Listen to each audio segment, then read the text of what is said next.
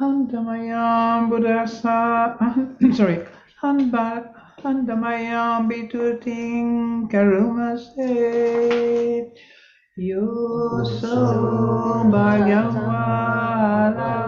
Samma Sambuddho, Sawakato Yena Bhagavata Dhammo, Supatipanno Yassa Bhagavato Sawaka Sangho, Tamayam Bhagavantam Sadhammam Sasangam, Imehi Sakalehi Yataraham Alopitehi Abhipujayama, Sadhuno Bante Bhagava Suchirapalini Bhutopin, Pachima Janata Dukam Pamanasa, Ime Sakale Dugatapana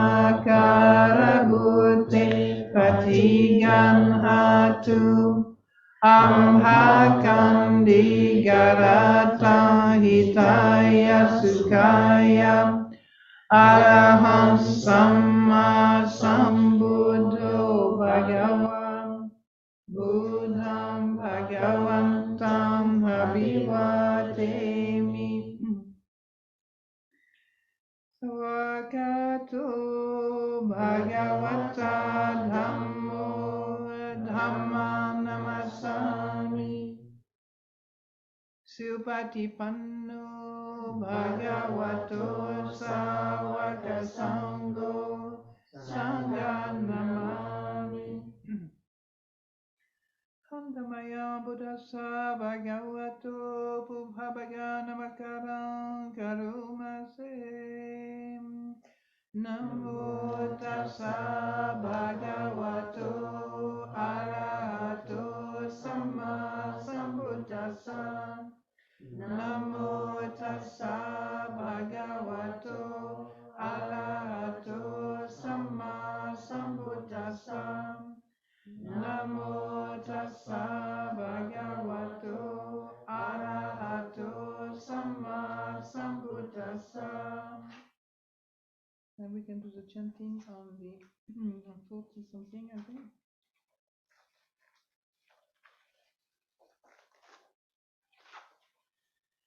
Reflection on universal well-being. Pandamayam etaparanam karumase, aham sukito homi, niduko homi, avelo homi, abhaya pajo homi, anigo homi, Sukhiyatanam pariharami, Sambe satta sukhita hontu, Sambe satta avera hontu, Sambe satta abhaya paja hontu, Sambe satta haniga hontu, Sambe satta sukhiyatana pariharantu, Sambe satta sampadukkha pamucchantu, Sambe satta lada sampatito mavigachantu, Sambe satta kama sakka kama dayata kama yoni kama bandhu kama pati saranam, yang kamam karisantim karayanam wa papakam wa tasadhaya dhapavisanti.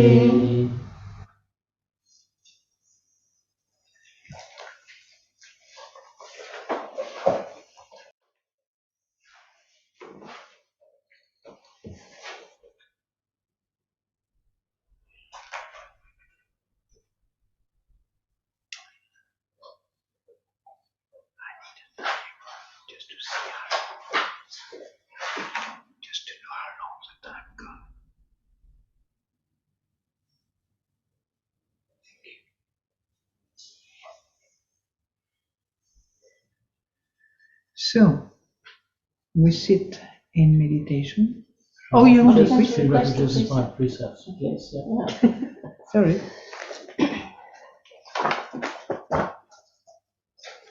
Mayam aye tisaranena saha panchashilani vachama Dutiyam pe mayam aye tisaranena saha panchashilani yachama Tatiyam pe mayam aye tisaranena saha panchashilani yachama Namo tassa bhagavato arahato samma sambuddhassa.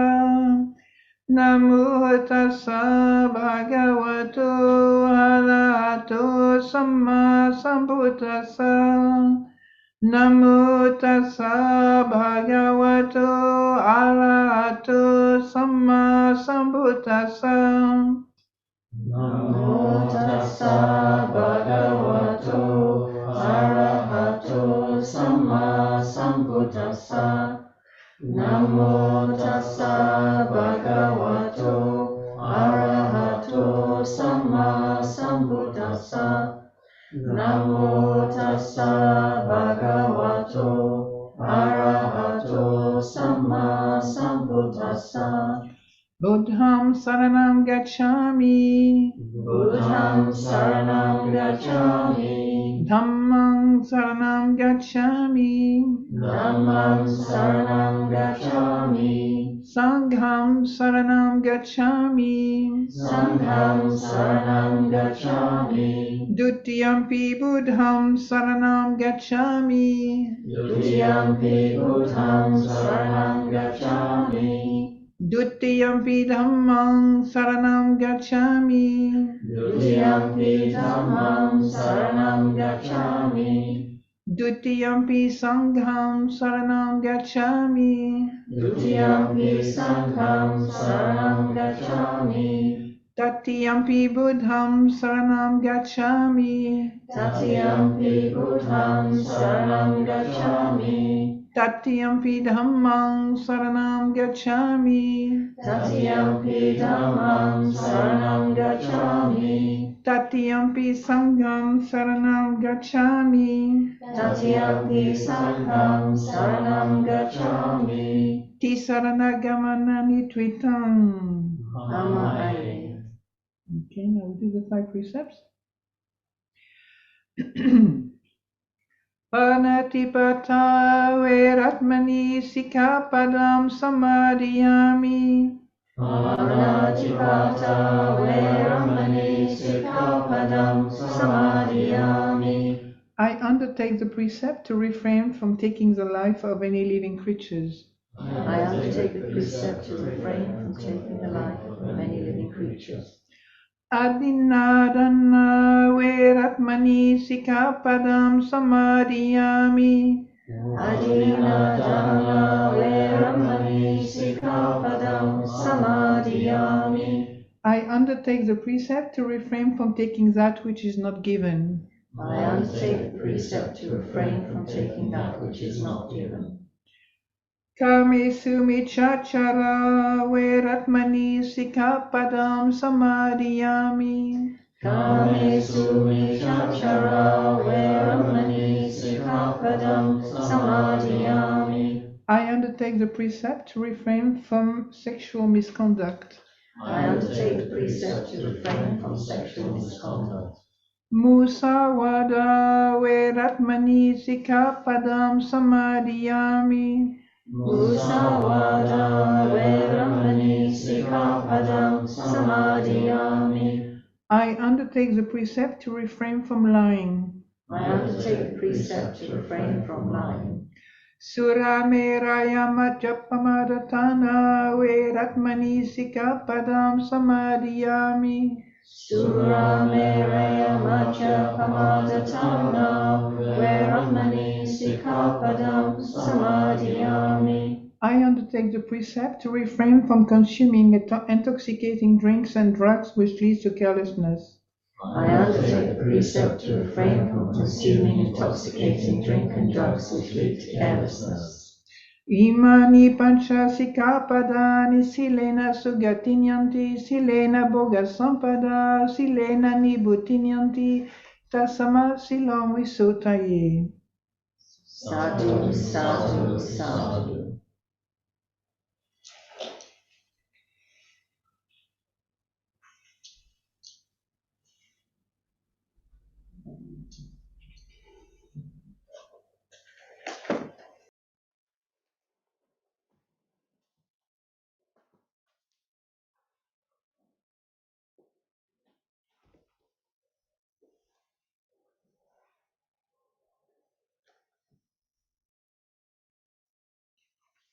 This is mine, but can you put it on a chair? So we have, when you also experienced, I feel like it should be an hour meditation, but usually it's about 20 minutes, 20, half an hour. So we can do about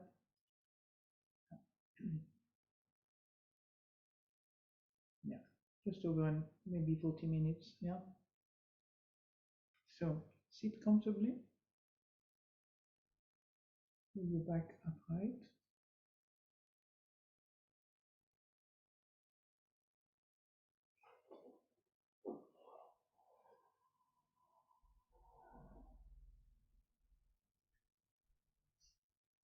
And this is here now, and this is here and now. So just notice how you're feeling, just the simplicity of experiences in the present moment. Notice if you feel cold, hot, tired, sleepy, at peace, whatever.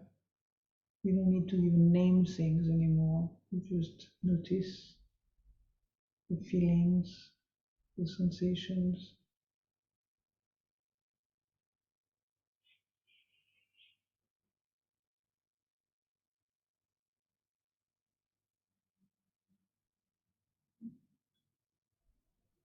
And stay with the body feelings right now rather than to get too caught up in your thinking if you have a lot of thinking in the mind right now.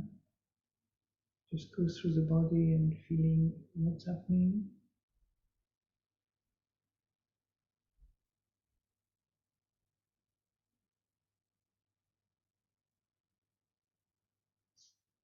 It can help you to relax the face, the heads, the shoulders, little by little. Relax the jaws of your face. Notice any tension anywhere.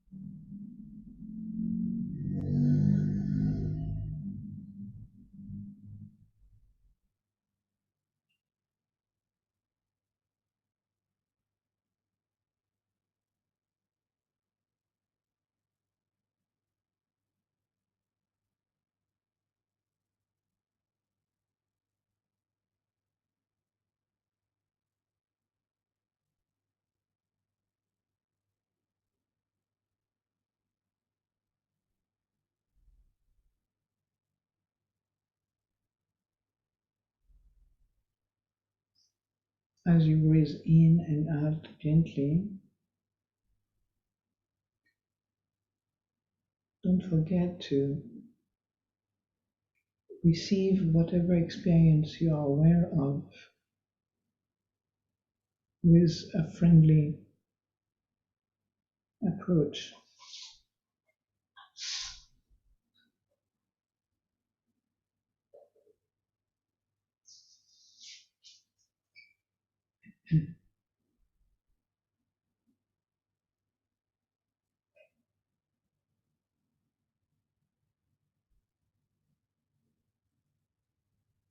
And you remain curious, as I'm just noticing what's going on, not trying to get rid of anything, not to eliminate any of your unpleasant experiences, but simply to see clearly the moment as it arises.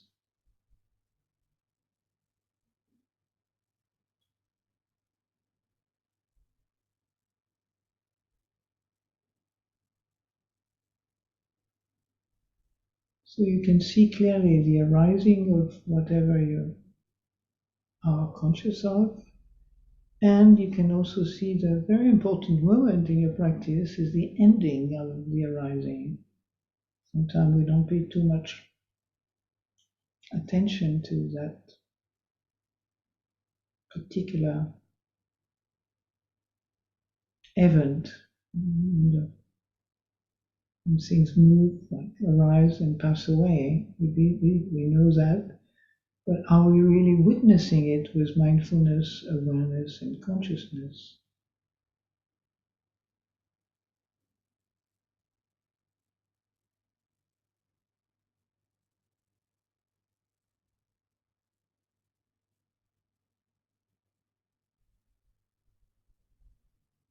And this is something that is touched on by the very fact that your mind just calmed down.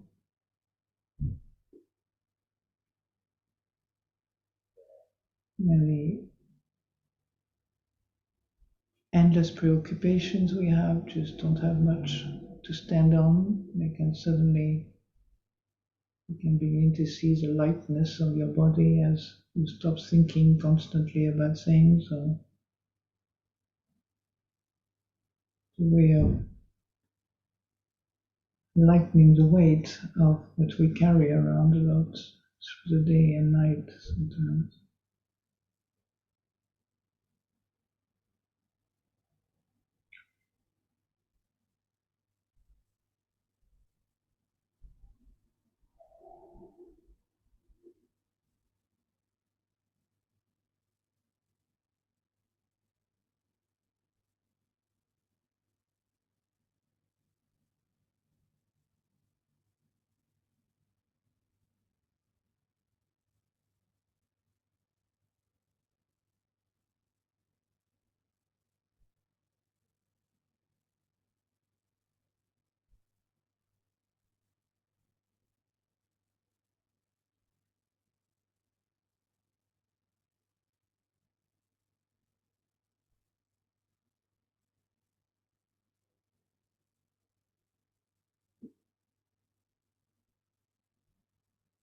So right now we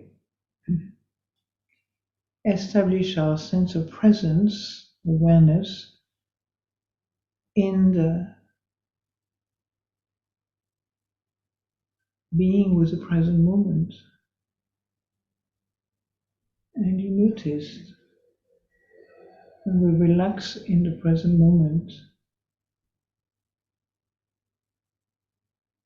we have a very different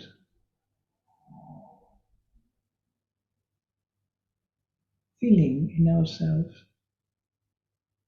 It's like dropping many burdens.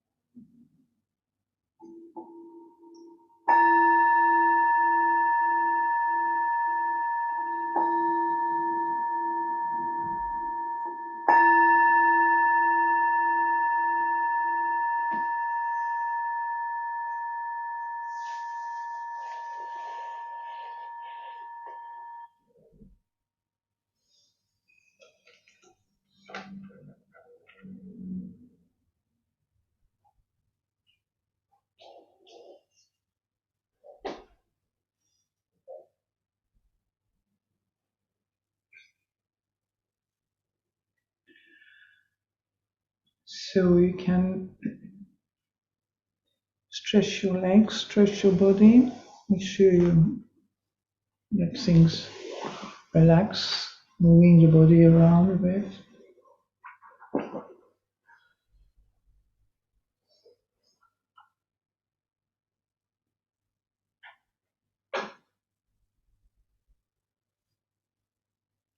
You can stand up if you need to.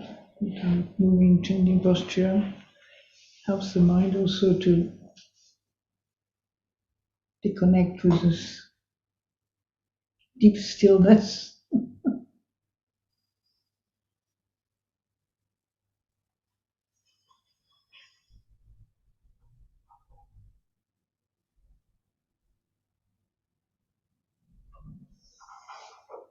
Or maybe a bit of attachment to this deep stillness.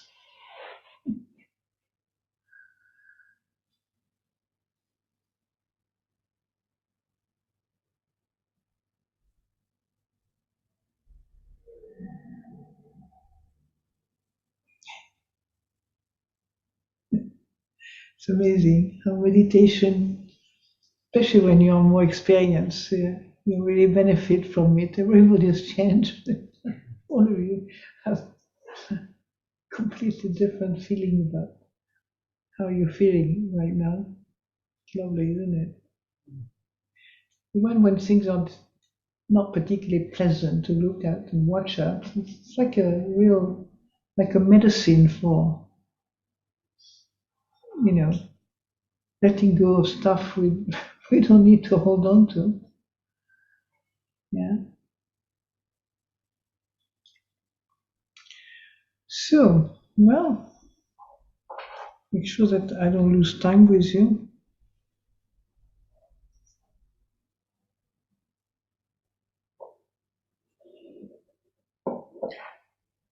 Do you have any urgent question that you like to solve? Or talk or discuss or talk about, or something that's maybe been making you wonder what to do or not to do, or what you see, or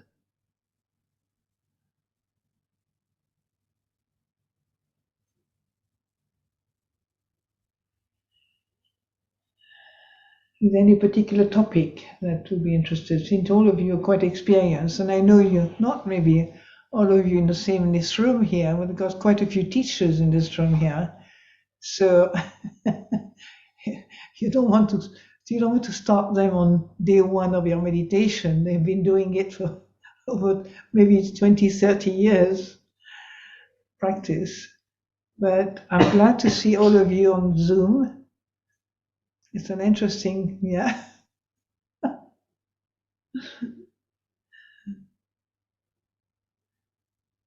Oh, I think the microphone is locked. Can you hear anything? No? I'm not sure they can hear. Have a look. Maybe they can hear, but they can't speak. It's on, is it? Can you hear me? Okay, they can hear me. It's fine. It's fine. Mandala, that's okay. Everything is okay.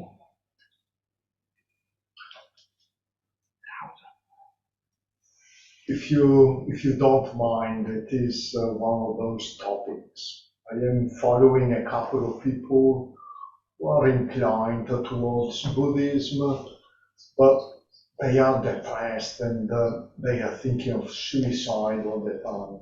And they might need some advice on why it is not a good idea. I mean, the right of rebirth or whatever.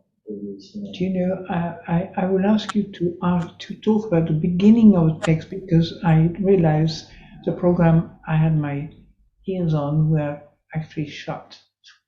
Okay, you want me to repeat? Yes. Okay. The beginning, it's the last I heard about depressed and so on. Yeah. So, if you don't mind saying something about Buddhism and suicide. Yeah? Buddhism and suicide. Real life situations, following a couple of people who are feeling that way. even though they are inclined towards Buddhism. But they are also hoping that in Buddhism, it is not such a bad thing, to give up everything. So are they okay? Are they happy with their Buddhist practice?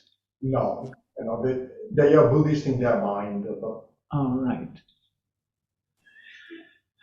Unfortunately, it's hard to be a Buddhist in mind, isn't it? Yeah. You do have to do certain things.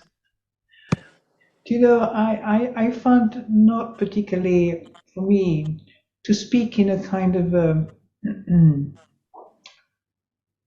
in situations which are not really immediate and talking about people experiencing that. I can, I don't find it particularly useful. I mean, I can say a few things, with, people, who are these people? I don't know. What is their background? I don't know. What draws them to Buddhism? I don't know. So some people, maybe if they are depressed, they have already maybe an over expectation that things might help them a lot. Sometimes when you're depressed and some friend says, "Oh, I know something that could help you," you might experience a lot of feeling very happy. Then you realize that maybe people realize that it's not just a question of being happy or having a magical way of joining the happy clappy group. But so you can't speak in a kind of in a way that just imagining the group or But certainly for all of us, one thing you can say, I mean, let's see what comes out.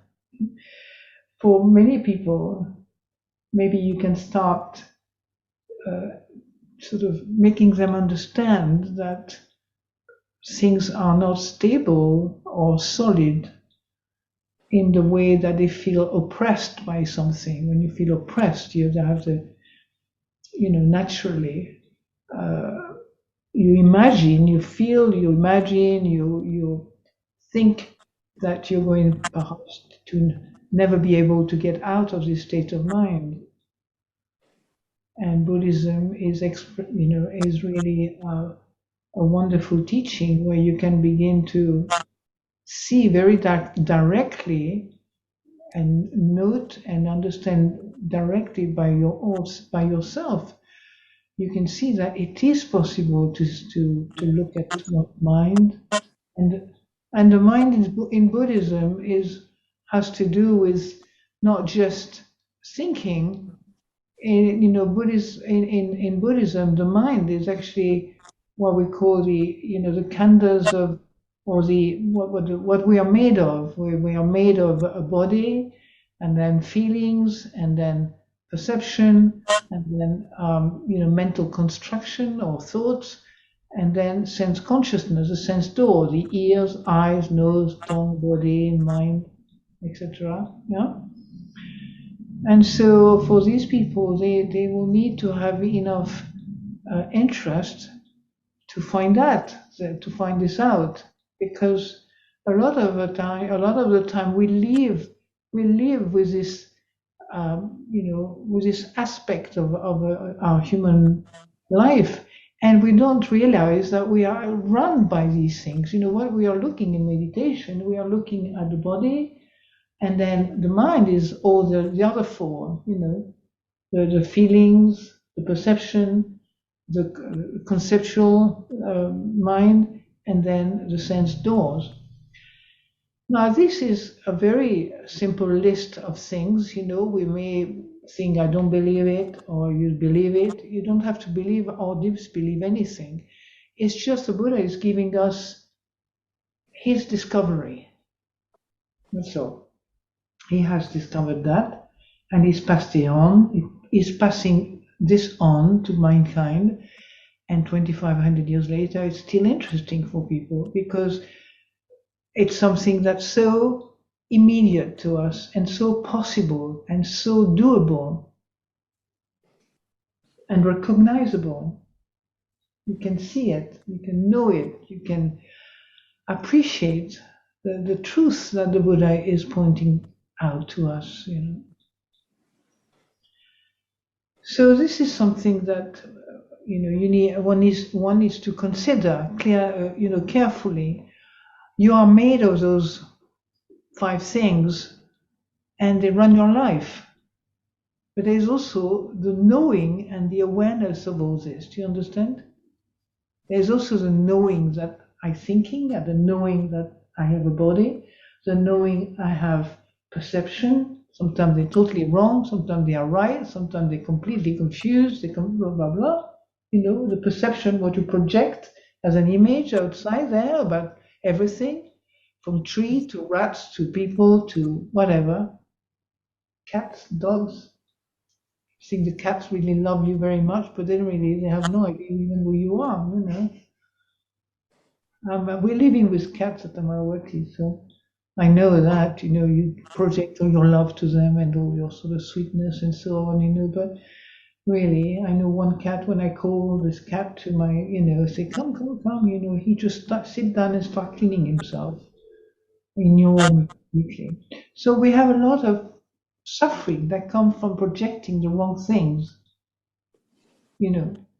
Like your friend who are depressed, they may be depressed, and God knows why they are depressed. You know, we don't know what has happened. You know, you're asking me to talk about a situation where I don't have any idea what happened to them before. What kind of big loss? Loss of like parents or yes. So it's huge traumas, huge, deep sense of hurt, of pain, of so I think we all traumatize. I think definitely the illusion, the ignorance is a traumatic, is a traumatic kind of, I would say, thing that we carry around with us. You know, when we meet the Buddhism, we are very lucky.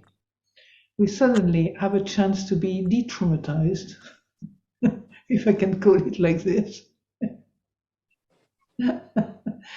Because, you know, when you begin to see how blind the mind is, then it's quite frightening, you know, to see how we think things that are already gone, they don't even exist anymore. We remember things that hurts us and so on, and we don't know what to do with us. The Buddha says, you think maybe, oh, the Buddha says hurt is impermanent and not me, not mine and not self, you know. So where does that leave you? For most people don't even know what the Buddha is talking about. But none of us know what the Buddha is talking about until we begin to bring mindfulness, awareness, a clear seeing onto our experiences. Nobody knows. Even a great enlightened being did not know when they started. Don't feel you're alone. So little by little, it takes a while, you know. I mean, we say, oh, immediate enlightenment. No, it doesn't exist, you know. You can be enlightened by the fact that what you thought were permanent is not. You can see it one day, you know, just a thought. It happened to me. It's so nice, it's so liberating when you see truly a thought as an object. That's not yours, that's not really, it's there and it's bothering you, or it makes you very happy, but it's just a thing there that's invading your system. So if it is pleasant, it's not bad. We get quite attached. We don't mind being invaded with happiness, don't we? But if it is miserable, then we start fighting, we get into drinking, we get into drugs, we get into fight, into anger, into destroying ourselves, and so on. So the Buddha is bringing us something really, the medicine that we need. It's not a big, you know, bang, everything is going to explode and I'll be enlightened feeling. It's just something that just enables you to be wise and lucid with what you meet as somebody we call me and ourselves. So, you know, a lot of the time we can complicate Buddhism enormously. You know, we can make Buddhism like another big job that I've got to carry around for the next 50 years. Well, the Buddha just said, just be in the present moment and find out what happens when you are here and now, rather than being completely swamped with a lot of stories, a lot of ideas, a lot of thoughts, a lot of projection onto the future, returning into the past and falling into despair and misery and so on, or maybe missing the beautiful past you had, and then something that is like a loss or like a sense of being separated from what we love. So we need to wake up for that. Oh, no, that doesn't happen in sleep, unfortunately. It would be nice, wouldn't it, to have two buttons and you can go, now, can I be aware now? Click, click, 1, 2, 3, and then lie down, and you get a whole kind of a mind searching for all the things that makes you miserable, avoiding all the things that you can't cope with, right? Etc., etc. Yeah. So, yeah. Buddhism is not something that happens overnight. I mean, your teaching, your practice, the transformation, you could say, of the mind, what brings the mind into a place that you feel comfortable, not in a lazy way comfortable, but comfortable in the sense of a sense of recovering a kind of balance in yourself, a balance. You don't have to be perfect. You don't have to be great. You don't have to be anything. You just have to be lucid. Many words in French I don't remember in English so very often. This one now, lucid. It's the same in French. Yeah. So you begin to get wise to all these things. You begin to be, it's like you grow up into knowing that all these things can be actually dropped. But they don't get dropped straight away, because the stickiness that has which kind of grown over decades and years, and people will say lifetimes. We don't know how much things have been stuck on us, and so to unstuck all that is not easy.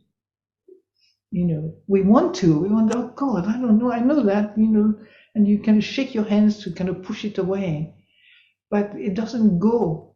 Things are not let go through that method. This is not the method for letting go. You can use many things to let go of things. You can be very creative, in your own way, with the right intention, the clear intention. I'm not here to get rid of things. I'm here to understand things. Yes, I'm here to understand the nature of my mind. I'm here to understand the nature of my body. I'm realizing how blind they are, because in a way, what we call mine, it's a history of ourselves. It's a story of ourselves, story from the past that has become history. Do you understand? And this history, we carry it like a precious burden. We carry it. It's nothing wrong. I mean, this is being human is like that. You don't have to be desperate for it. But when things come up, rejoice, because that's the only time you can let them go. So don't expect you're going to have a bouquet of flowers coming up all the time. They stink after a few days and a week in the water. You notice that? They don't smell very good.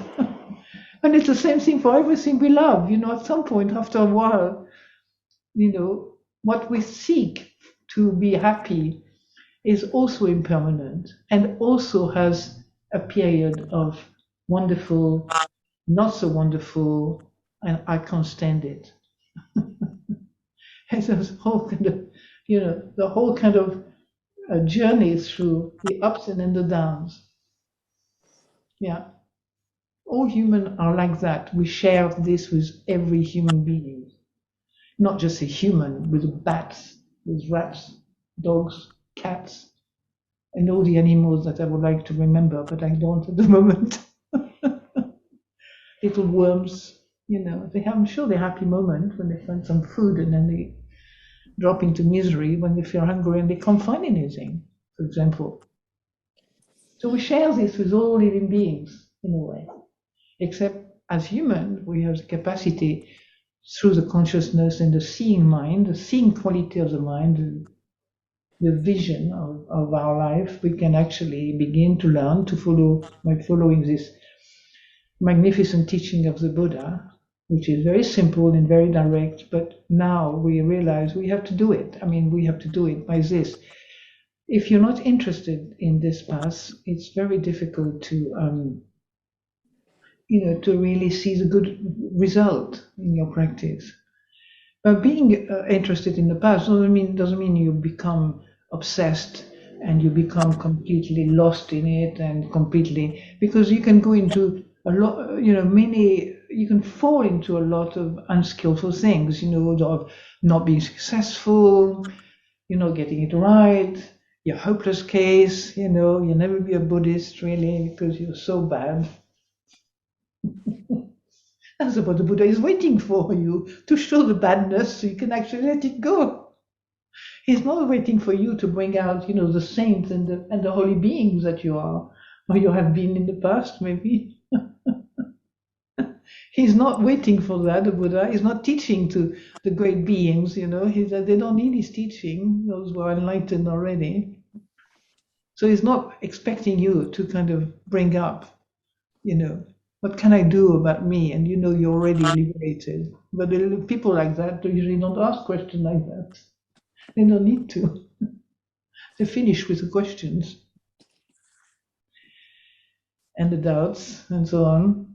So one of the aspects of the mind that is most difficult to handle is what we call in the West, me, or the ego.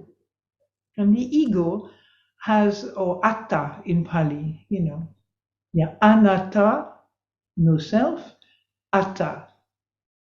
It's not no self, it's non-self, the Buddha. It's a mistake sometimes we say. The Buddha doesn't say there's no self, it's non-self.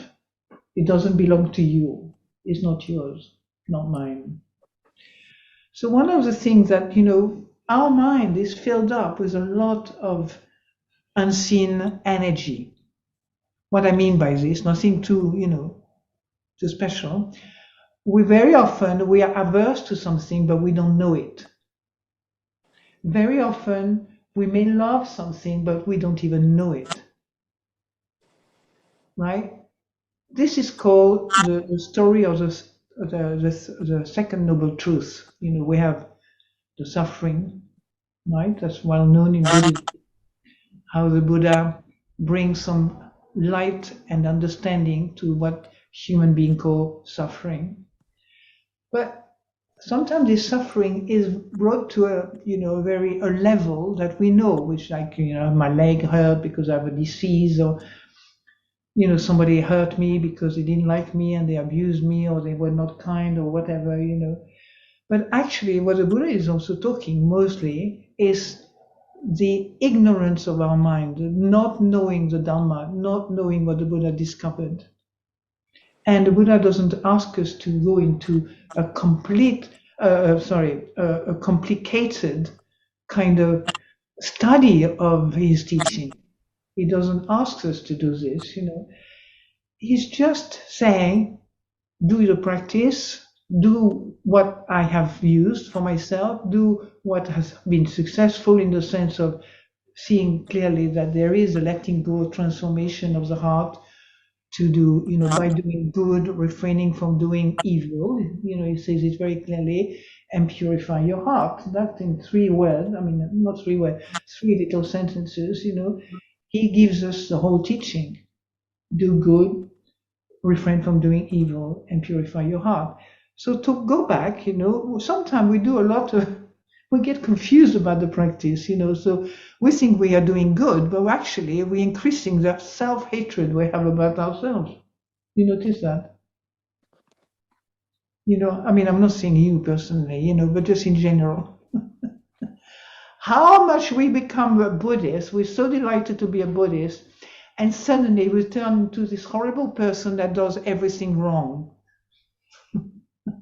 because you're not patient enough, you don't do enough meditation, you have, blurted out a few bad words to somebody, or you have been very impatient with yourself, and suddenly that becomes evil for you. But it's not. It's just being human. Do you understand? Just being human. You're meeting your humanity. And so this humanity, the Buddha says, you can actually really work on doing good, refrain from doing evil, and purify your heart. How do you purify your heart? Is that the Dhamma is there for that? Is to purify your heart means you let go of the things that are unnecessary, that are really destroying your happiness. And even the happiness, if you cling to it, you destroy your peace.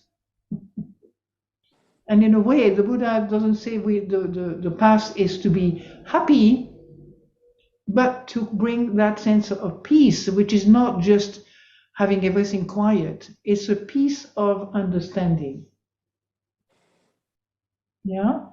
When you understand something, the heart begins to relax, because you're not lost into your deep proliferations and remembering all the books you have read and all the authors you have admired, but they haven't done the work for you, have they? So you better start going. Yeah? No matter how many books you read,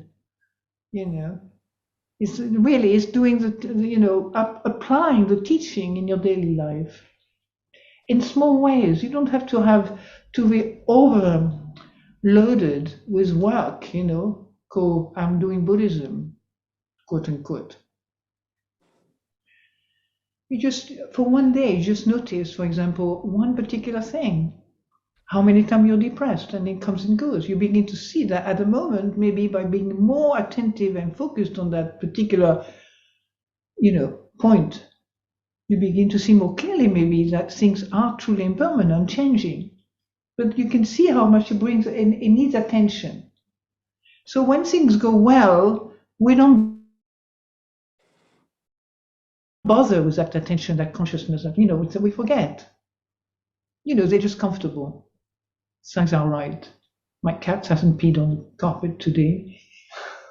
My friend my boyfriend or girlfriend has been really nice. She gave me a kiss today. Do you know that kind of thing? So we forget all about it, We get content with little sometimes, because we don't see clearly the mass of trouble we are, in a way, swimming in, And it's not like something bad. It's just the nature, It's like your mind is still filled up with a lot of ideas and a lot of things that actually maybe don't exist even. It's like you imagine them. Or you ressasser with in French. I don't know how you say it. Like you say again and again and again and again. I'm bad, I'm glad. We just ressasse. I don't know how to say it in English. Never mind. It means you keep on repeating in yourself again and again the same old sentence, So you can start with very small things, give yourself a little exercise, because we tend in Buddhism, generally, we would tend to think of doing good is like helping others, going to your neighbors, offering some food, finding a cat that's dying, bringing it to the shelters for the cat survival and so on, and, helping somebody. But actually, the first thing is to help yourself. I mean, I know from experience, direct experience, that if that being here is not looked after properly, no, you're not going to change very much, And what I mean by being looked after, it means your relationship with yourself begins become much more sound. You can accept yourself as you are, you don't make a big problem. And the more you let go, the lighter it gets. And what you call me is also letting go at the same time, because me is only a thought. with a whole history with it, you know. You let that soul drop, their history can drop too. Memory, that sort of thing. So I think it's good that, you know, we just go a little thing to work on at a time. That's to see clearly what you see yourself as being attached to. You know, you're attached, you're clinging to something, or you're grasping. And very often we don't even know we're grasping, you know. You know, people say, oh, you know, I'm really happy. I'm quite a generous person. I'm very happy to give that to my friend. I don't have any problem. And then they come and pick it up and you're really upset, you know. Some people have been through this, I can see.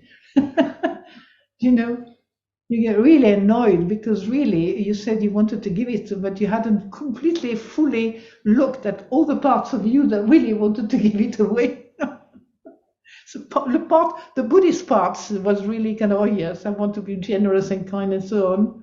And there's another part, or many other parts, that have very different agenda. Isn't it true? So this is when the sense of humor starts growing a bit, you know, because in a way, what we think we are not. What we are not, we think we are. You know, it's kind of humorous at some point. You think you're a great Buddhist, maybe you're not a great Buddhist. Maybe you think you're a hopeless case, maybe you're doing really fantastic work in a small way. So, some of you seem to understand what I'm talking about. Thank you. I'm not finished.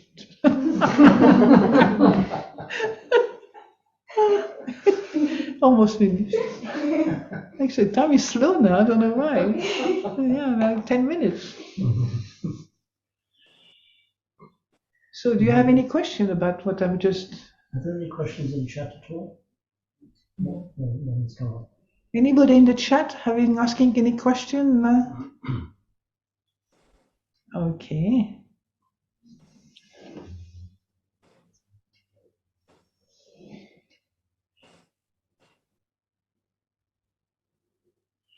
Have you all understood everything?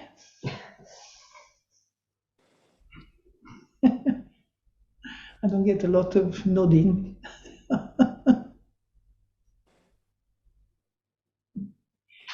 So, tell me, is there any one of you in this room who think your ego should be better? Can you hold your hand up? Well, not hold. I don't want you to show everybody what you think, but you can just do a little sign with your fingers. Just a little.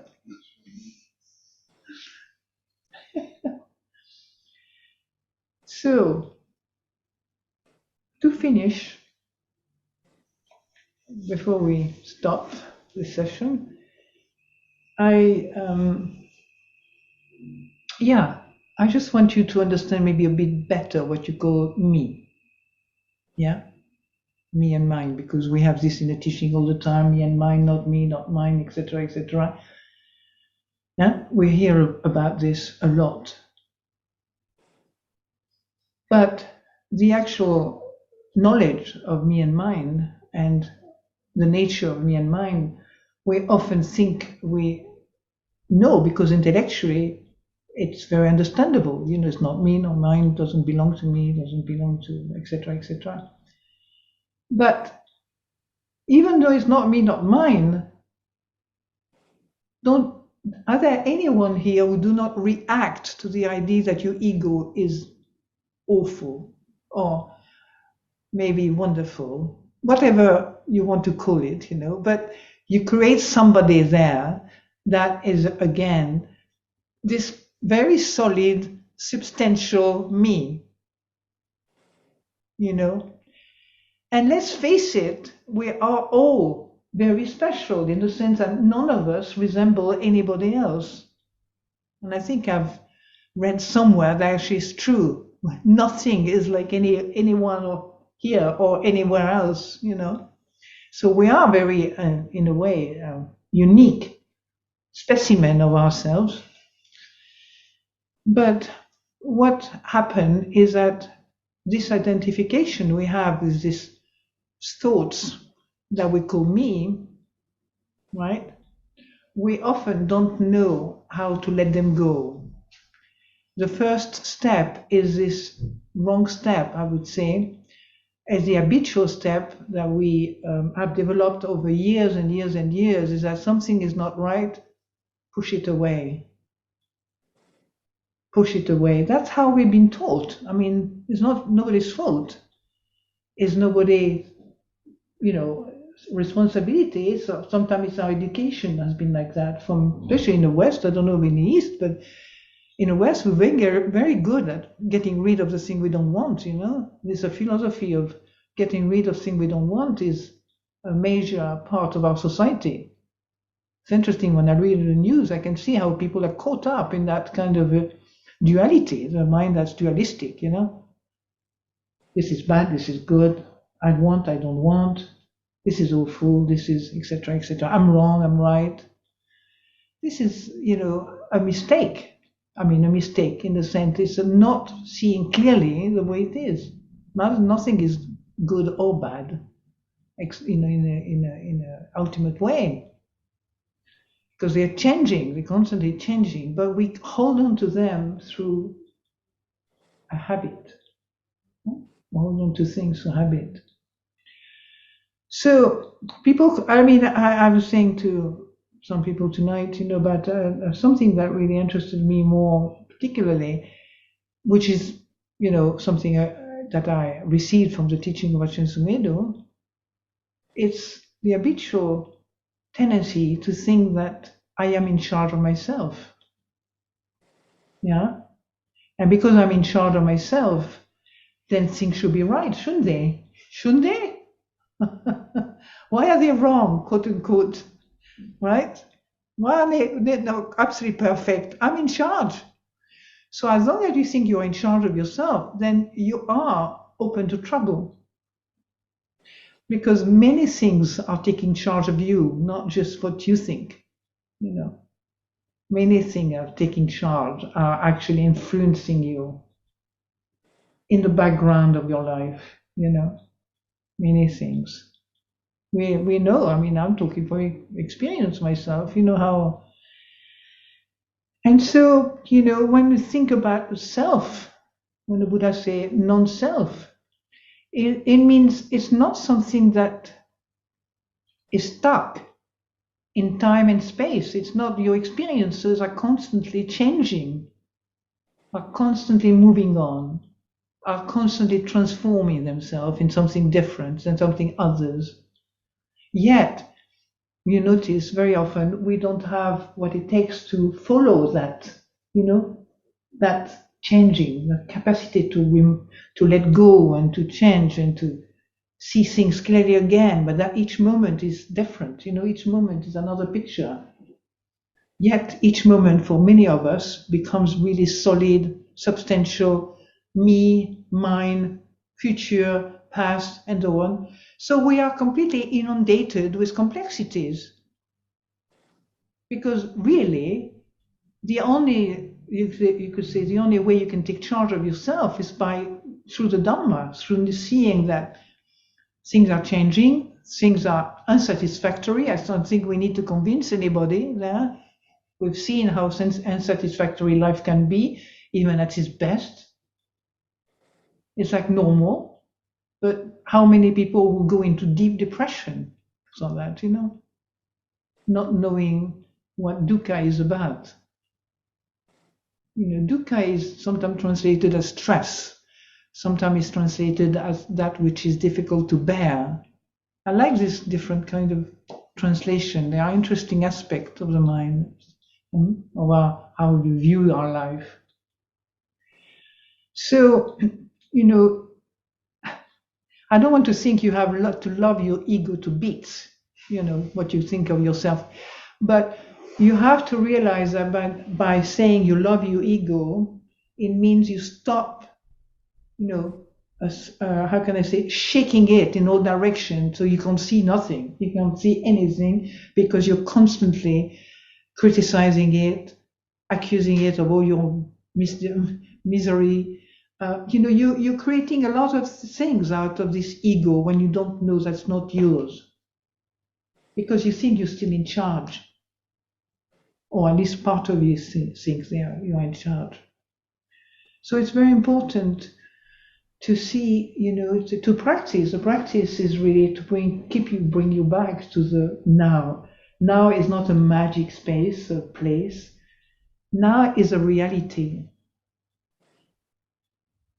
And this reality is just word, isn't it? But reality means, again, this word we hear about seeing things as they are. I said, how am I going to teach this to people? Things as they are, so what? I mean, I have a lot of friends who are quite intellectual in the past, and quite complicated in the mind, and quite brilliant in some way on a kind of, I would say on the intellectual level. It doesn't work through the intellectual level. Reality is here now, is what's happening in front of you, inside you, outside you. And it's changing. Every one of us see a different reality. And our reality is moving on every second. Every bits of time that I can't have a name for. So this is the joy of being free, of beginning to feel the freedom of not having to cling to anything. Why? Because even without you, life continues very well. You understand? You don't have to have this clinging to me and mine. You don't have to have this identification to being this person constantly, or that human being constantly. Sometimes it's heavy and it lasts a long time. You feel you're stuck with something. But when you're stuck with something, that's the First Noble Truth. Goes back straight to how to work with the First Noble Truth. Just a simplicity of recognizing it, knowing it. As soon as you know it, when you're conscious, you become conscious of something. That consciousness is going to help you out. You understand? The consciousness itself is your eyes. And if you work on it, if you're aware of it, then you will see it won't let you down, You'll find suddenly something moves because it's changing. And this is change that makes you happy. You begin to see. You're not frightened from the change. You're changing. What I mean by this, it's a matter of seeing and, stop thinking. Many of us, we think and think and think so much, that we don't actually have the thinking that comes from the heart, which is the thinking of wisdom. You understand? Here, in silence.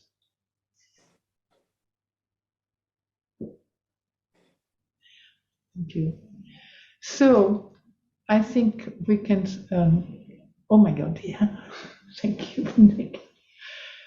We can stop now. It's been very lovely to be with all of you. I haven't been in this place for a long time. I haven't done any class for a long time, but I had good reasons. I wish all of you, I wish you well, happiness. And if I don't see you, I might see you on the 5th. I said I would do a 5th of December. So we can celebrate Christmas then. Are you going to come, actually? Are you going to come on the 5th or by Zoom? I have no idea. You don't know, okay. It's been a wonderful chance now to have this transport, but I will let you know. I will let you know later on. Yes. Thanks for Does she want me working? So, goodbye.